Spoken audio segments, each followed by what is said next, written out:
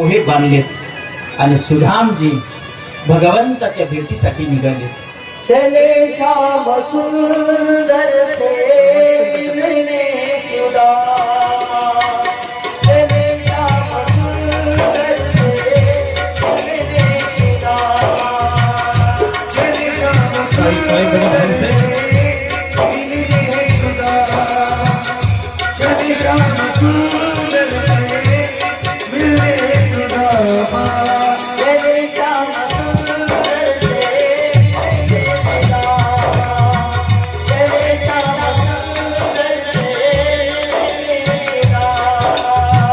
चले श्याम सुंदर से मिलने सुदाम, चले श्याम सुंदर से मिलने सुदाम.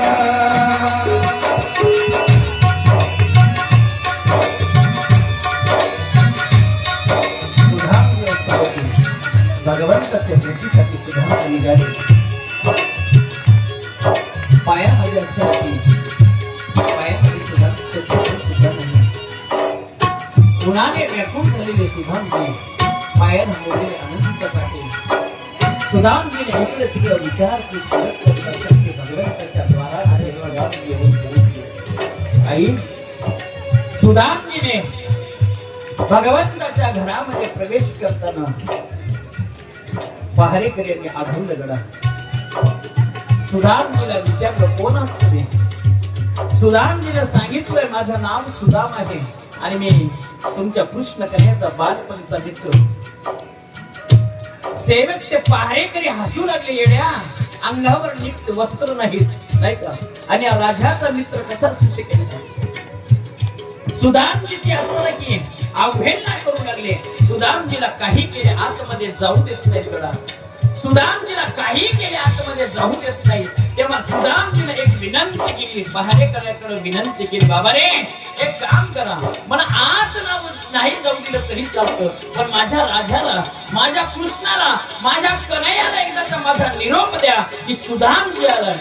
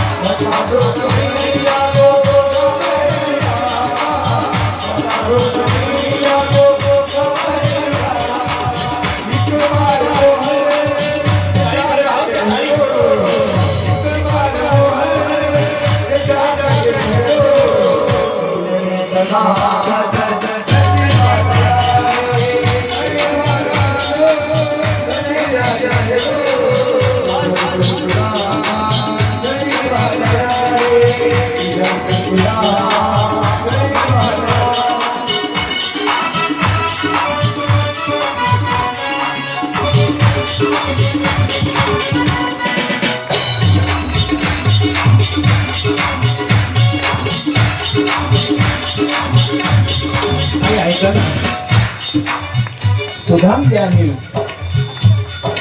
सेवकांच्या पहारेकऱ्यांच्या दोघांमध्ये संवाद, आणि चाललेला संवाद ऐका ना, चाललेला संवाद भगवंताच्या कानावर पडला गेला. आणि भगवंत दाखवत असताना की सुदाम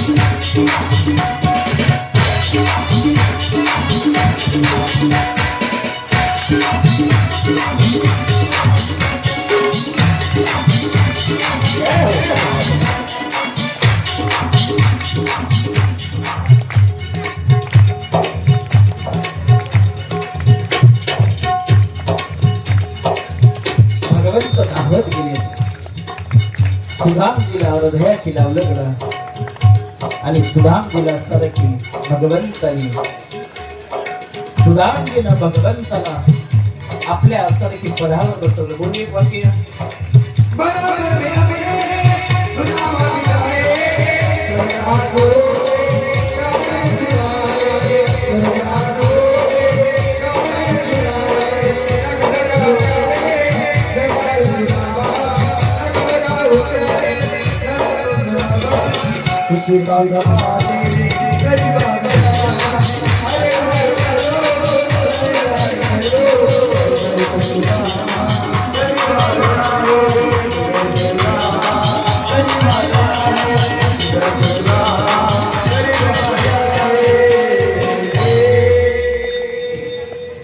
सुदामजीला जवळ आणले भगवंतांनी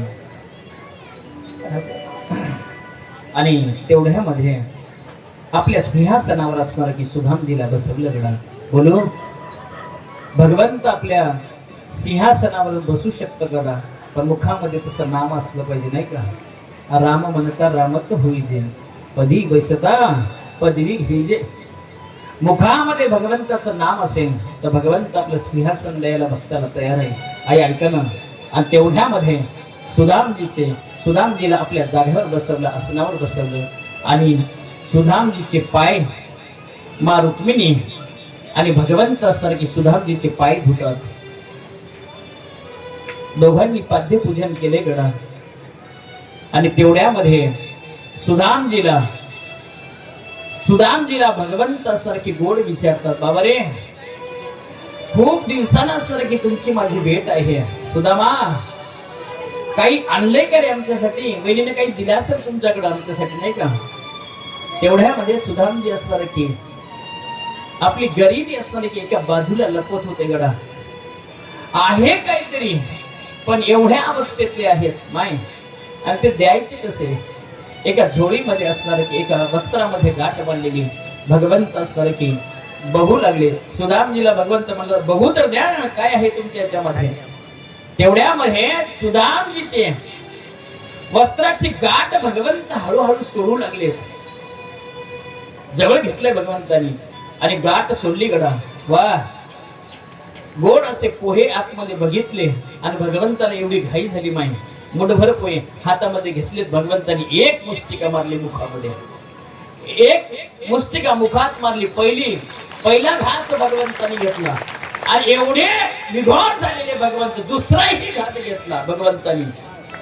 आणि तिसरा घात घ्यायचा म्हणलं ना तेवढ्यामध्ये माता रुक्मिणीने हात पकडला. बस झालं म्हणली नाही का. एका घासामध्ये सगळं सोन्याची नगरी त्याला दिली नाही. दुसऱ्या घातात आहे ते वैभव दिलं. तिसऱ्या घातात आम्हाला सुद्धा द्यायला तिने मग पुढे बघणार नाही का. रुक्मिणीने हात पकडला, आपण घेतला गडा घास. ऐका नाही भगवंताने असणार की एका मुष्टिकेमध्ये सुदामजीला आपली सोन्याची नगरी दिली गडा. ऐका अवस्था फार गोड आहे. आणि बघता बघता सुदामजी असणार की भगवंताला सांगतात करूया आम्ही आता गेलं पाहिजे गडा. तेवढ्या वेळामध्ये सुदामजी जाण्यासाठी निघतात. आई ऐका ना.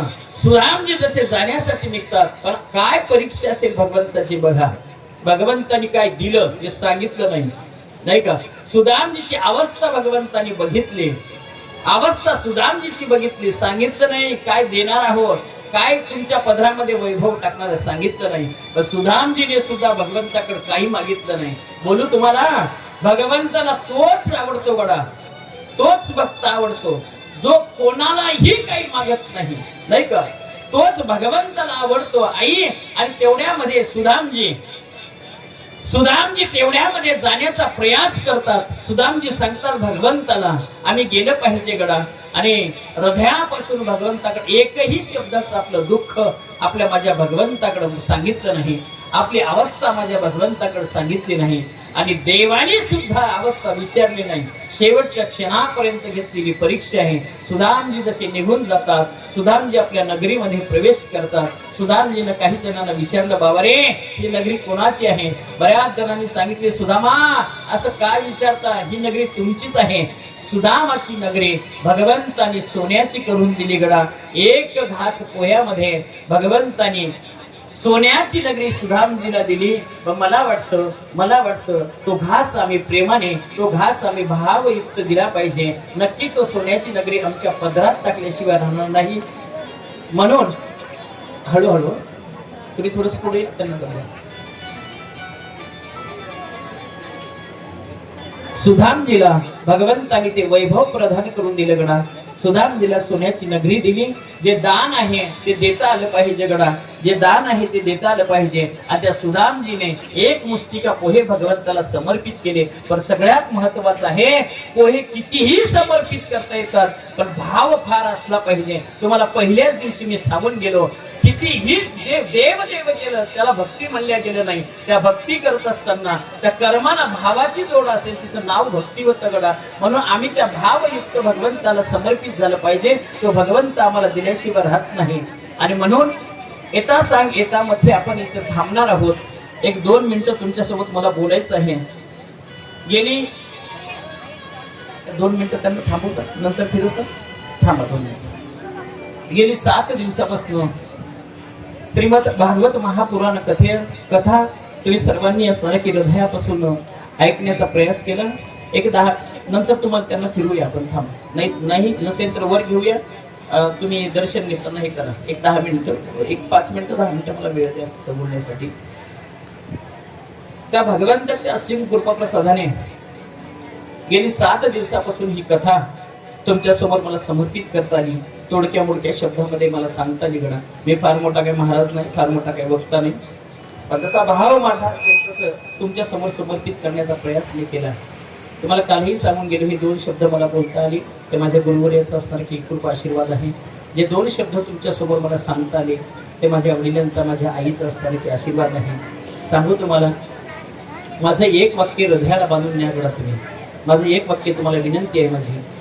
या कथेतून काही न्या न न्या मला सांगू नका, काही न्या अथवा न न्यायचं सोडून जा. पण माझं एक हृदयाला लावून एक तुम्हाला वाक्य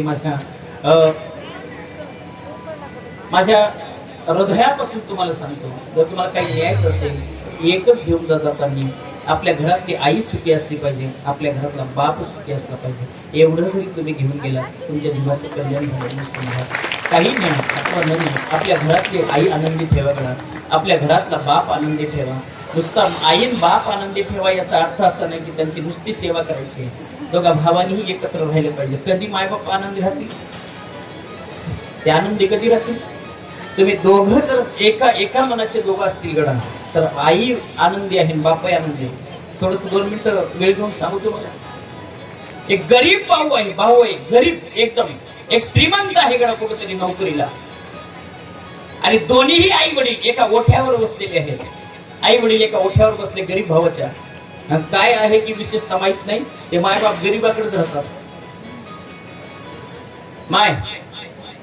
आणि दोघही ओठ्यावर बसलेले असू द्या, आणि श्रीमंत भावाची एंट्री होऊ द्या गडा. एखाद्या मोठ्या चांगल्या कार मध्ये तो भाऊ आपल्या दारावर येऊ द्या आणि आलेल्या त्या लेकरांना आई वडिलांना बघू द्या गडा. त्या लेकरांचं असलं की कारच आपल्या गाडीचं दार उघडू द्या. आणलेलं सामान आपल्या भावाच्या लेकराच्या हातात देऊ द्या, आणि हे सगळं दृश्य आपल्या मायबापांना बघू द्या गडा.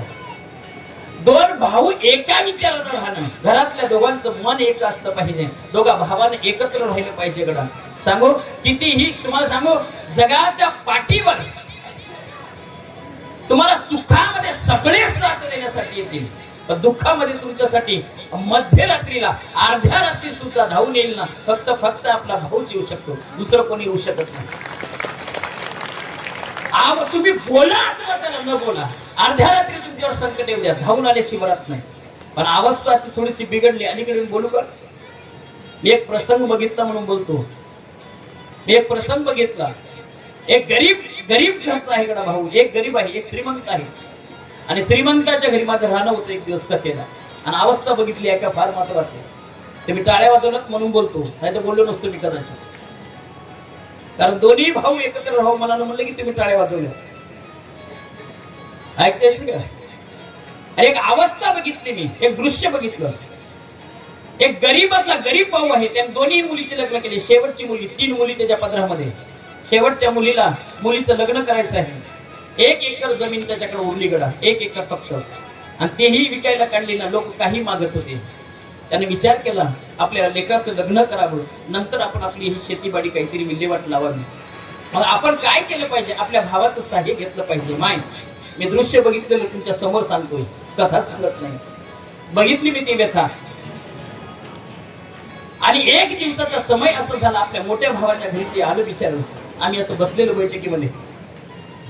भावाला त्याने आपल्या सख्या भावाला व्यथा सांगायला सुरुवात केली. बरे दोन्ही मुलाचे मी लग्न केले मुलीचे, पण तुझ्याकडे कधी आलो नाही बरं का. पण आज शेवटचं माझ्या पदरी शेवटचं आपल्या लेकीचं लग्न आहे. माझ्याकडे एकही रुपया नाही. 1 एकर माझी जमीन आहे. विकण्याचा प्रयास करतो. गावात कुठल्याही भावात मागितलं जातं कडा, कुठल्याही किमतीत मागितलं जातं. एक काम करणार तू, तुझ्याकडे काही 4-2 पैसे असतील, मला काही दिवसासाठी तुझ्याकडून मिळाले पाहिजे, दिले पाहिजे कडा. तुला विनंती आहे, दिलं पाहिजे. माय दोघात चाललेला संवाद ऐकला. त्या श्रीमंत भावानं सांगितलं, काळजी करू नको, मी तुझ्या पाठीची आहे. माय तेवढ्याच वाक्य, तेच वाक्य त्या घरात असणाऱ्या पडद्याच्या पाठीमाग असणाऱ्या त्या मशीन ऐकलं गडा. आणि तिने इशारा केला फक्त.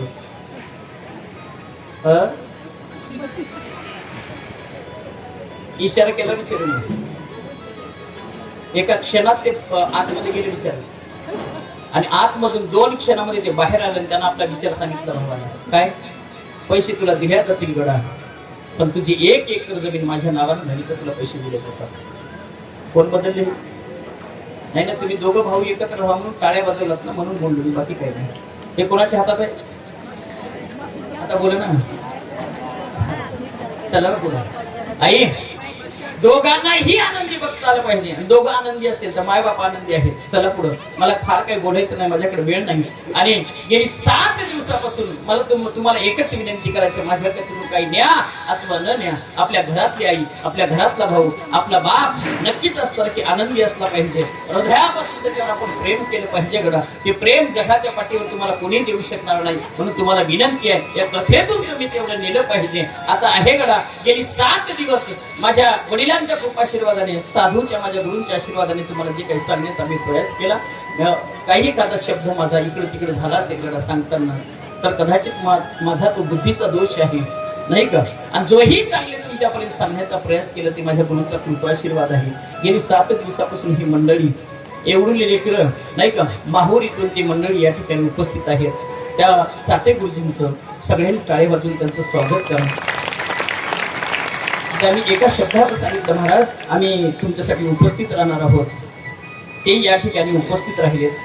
कधी कधी प्रसंग घडून जातो. पहिल्या दिवशी तर असं झालं, गुरुजी मला इकडे यायचं म्हणजे भीती वाटली.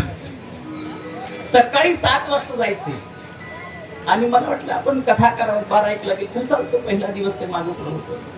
आणि सूचना आली सकाळी तुम्हाला 7ला यायचं, पूजेला तुम्हाला थांबायचं. सगळी धावपळ झाली. एखादा विनेकरी नाही, उद्या सकाळी जायचंय, पण साक्षात्कार असा झाला भगवंताचा, साईनाथाचा साक्षात्कार असं झालं. इथं आलो ना मी गाडी घेऊन, आल्या अगोदर 2 माणसं माझ्याकडे आली आणि ते म्हणले, महाराज तुमची कथा आम्ही कोस्मेटला ऐकली आणि तुमचं बॅनर बघितलं आणि आम्हाला विणा वाजवायचं, तुमच्याकडे राहू देतं का? मी म्हणलं तुम्ही नाही विणा वाजवायला आले, ती आला विणा वाजवायला. माय त्यांना जवळ घेतले. 1-2 विनेकरी नाही, बघता बघता 1 तासामध्ये डाकोरे पाटील आहे तिथं. 1 तासामध्ये 10 व्यक्ती आमच्याकडे आले आणि त्यांनी सांगितलं आम्हाला विणा वाजवायला मिळायचं. मी म्हणलं बा तुझा खेळ मस्त आहे, नाही का. रात्रभर आम्हाला परेशान केलं, सकाळी हजर केलं. ऐकतंय. आणि तेवढ्यामध्ये असणार की आम्ही सगळी मंडळी एकत्र बस